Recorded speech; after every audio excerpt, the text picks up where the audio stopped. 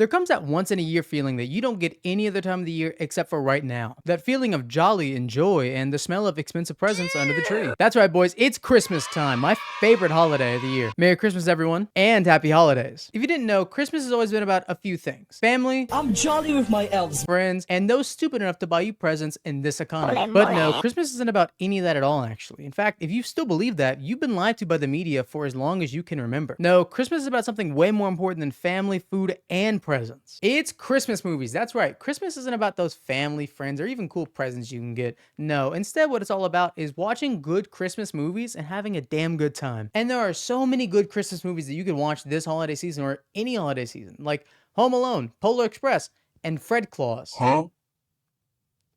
Fred Claus, what? And we're in no short supply for Christmas movies either. In fact, you can go all the way back to 1898 to find the very first Christmas movie, Santa Claus. It's a 1-minute silent film directed by a British guy named George Albert Smith, showing Santa Claus delivering presents to the good boys and girls that year. Except they're British, so they probably all got coal anyways. But that brings me back to today, because nowadays, you don't see many new Christmas movies coming out. And if you do, then they're not very good. But why is that? We have so many good Christmas movies throughout history. How come in the past 5 or 10 years, we've been unable to make a single good Christmas movie to rival the likes of Home Alone or the Santa Claus? Well, the answer is pretty simple to me, at least. And that is, I don't know. I guess the directors are just dumb, I guess. Do they not realize you just have the blueprint of what makes a good Christmas movie? You just copy Home Alone or copy the Santa Claus and just put it out? I mean, in recent memory, we have Violent Night, Red One, and Spirited? I'm sorry, those are all terrible movies. I'm not gonna rewatch any of those. Actually, I haven't even watched Spirited or Red One, so I couldn't tell you if they're good or not. Actually, yeah, I can. Look at the ratings. So in spite of the failures of the Christmas movie industry, I decided to throw my own Santa hat into the ring and make my own movie. Okay, maybe saying my own Christmas movie was a bit of an exaggeration, but I plan on taking the best parts of all the good Christmas movies, combining them into one movie, and then seeing what we get. And trust me, anything I come up with here will be much better than anything that Zack Snyder has come up with in the past 5 years. What more do you want from me? But hold on, wait, before we get into the rest of the video, I've got to transform out of this regular Jake appearance into something more fitting for the Christmas season. That's right, for the rest of the video, I am Jake Claus, and we're gonna go in and make a Christmas movie miracle just like Santa would. But first, it is important to ask what makes a Christmas movie great. I mean, you have your standard relation to Christmas,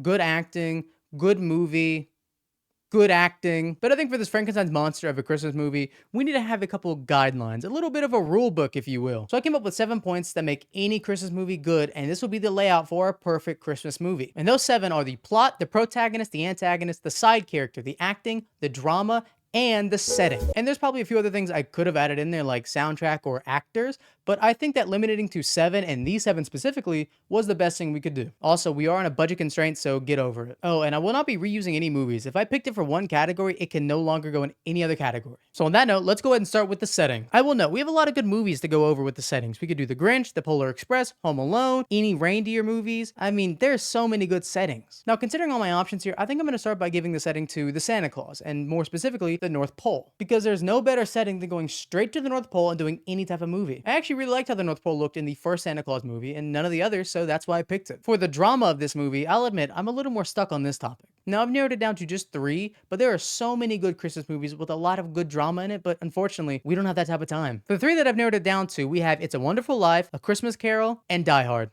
Yippee-ki-yay, motherfucker. I mean, when you think about drama, you think about It's a Wonderful Life, life-changing events. You think about A Christmas Carol, getting visited by 3 different ghosts.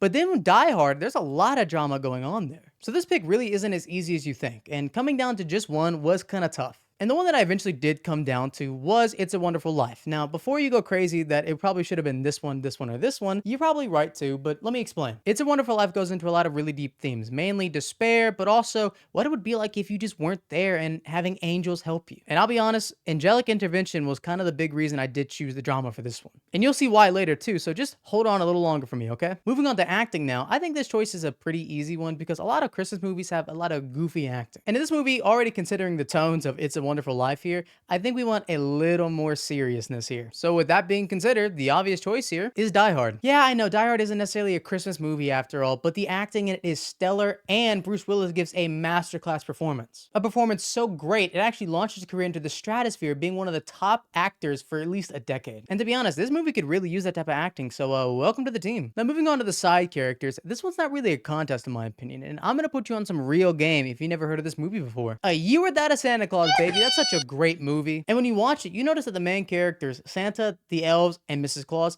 they barely take the spotlight here. And of course, if you've seen the movie, you know what two characters I'm really referencing here. Heat Miser and Snow Miser.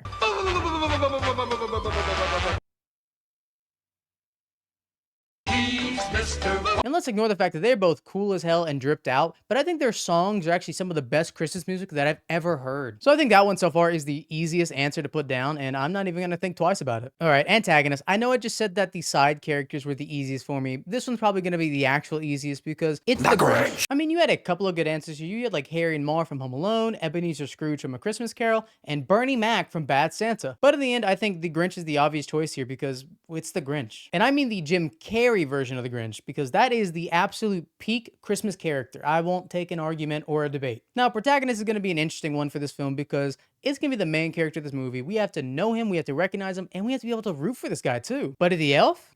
No, absolutely not. Well, okay, what about good old-fashioned Santa Claus then? I mean, that's just too obvious, right? Okay, fair enough. I guess that makes sense too. Okay, what about Ralphie Parker from A Christmas Story? You bring that name up one more time and I swear to God, you'll get nothing but coal for the next 10 years. Whoa, okay, dude, I get it. I won't bring up his name again, all right?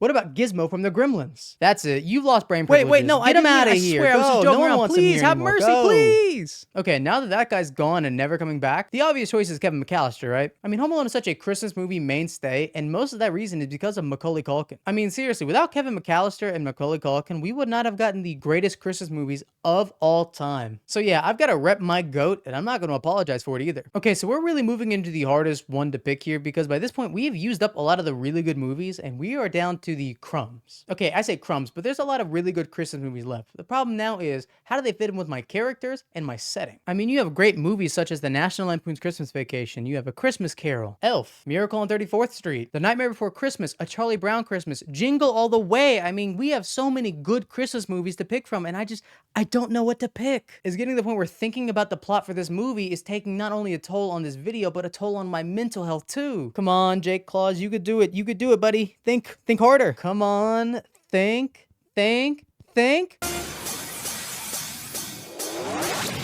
Brain blast. I've got it. The Polar Express.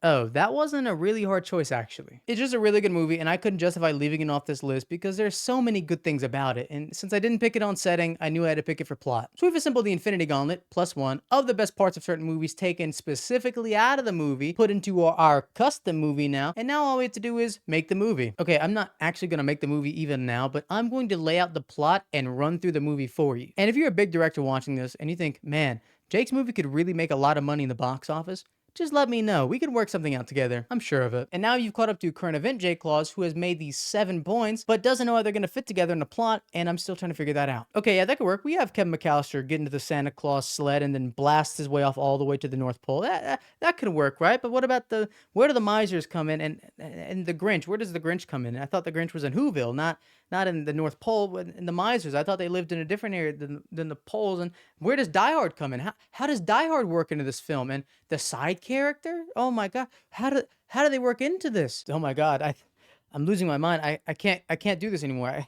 I can't keep it on. Jake Claus gotta go. Jake Claus can't be here anymore. When did I start wearing this one? I didn't put this one on. You have to believe me. I didn't put this one on. I'm not going crazy. You saw it too. You saw the first one go off. You saw it. No, I'm not crazy. I swear. You have to believe me, okay? I've just got to get this stupid thing off, all right? I've got to get it off, okay?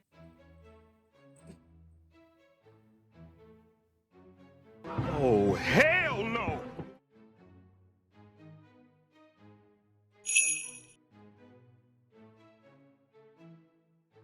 Are we serious right now? Wait a second. Now that I have my Santa Claus hat back on and I'm back to Jake Claus, I think I know the answer. I think I finally know what the plot of this movie has to be. And that is gonna be a little challenging, but we can get through this, trust me. We'll start this movie the same way the Santa Claus did. Macaulay Culkin hears something on his roof, And all of a sudden, it's Santa Claus. He goes outside and says, "Oh my God, it's Santa Claus." Santa Claus falls down, busts his ass, and then dies. Then you have a conductor on the side of the sleigh say, "Well, you put the hat on, so I guess that means you're the new Santa Claus now." Now, Kevin, like any other kid, would go, "Holy shit, I'm Santa Claus? That's awesome."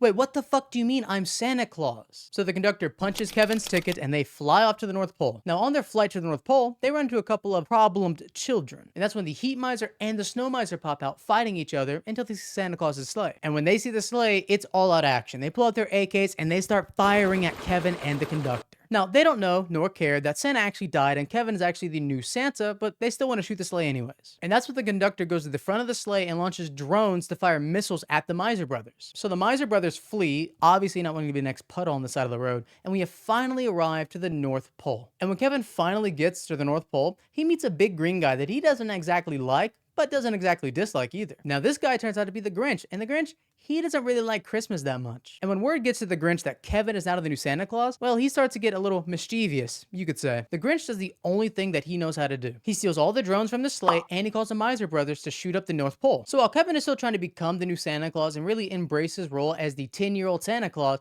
the Miser brothers come back and they want vengeance. So the Miser brothers put their differences aside, and they bust out into a fat fucking tune as they shoot up the elves and try to find Kevin. And just when Kevin starts to hide because he genuinely fears that his tenure as Santa Claus will be the shortest we've ever seen, an angel descends down upon the Grinch and decides to show him what the world would be like if he didn't exist. And basically, on this trip that the angel takes the Grinch on, he shows that the world without the Grinch would be a futuristic utopia for all to live in. So the angel takes the Grinch right back to the North Pole where they started, and he gives him a few slaps across the face before he gives him a speech saying, "Get your ass in there and start fighting or else." Oh yeah, and this angel gives the Grinch a fucking lightsaber, so yeah, now the Grinch is fighting the Miser brothers with a goddamn lightsaber. And then the Grinch goes to fight the Miser brothers, where he leaves them cut up into little tiny pieces as the Snow Miser gets a lucky shot to his head, basically all but ending the Grinch. After all this fighting is done, Kevin rushes over to the Grinch to hear his last words before he finally passes. And the Grinch, in the most heart-wrenching way, says, "I finally like you, Santa Claus. You're alright after all." And as Kevin mourns his friend's loss that he had actually only known for about 2 hours prior to this, a door opens and a big fat guy with a scraggly white beard walks out. And who else is it but Santa Claus finally walks back out and confronts Kevin,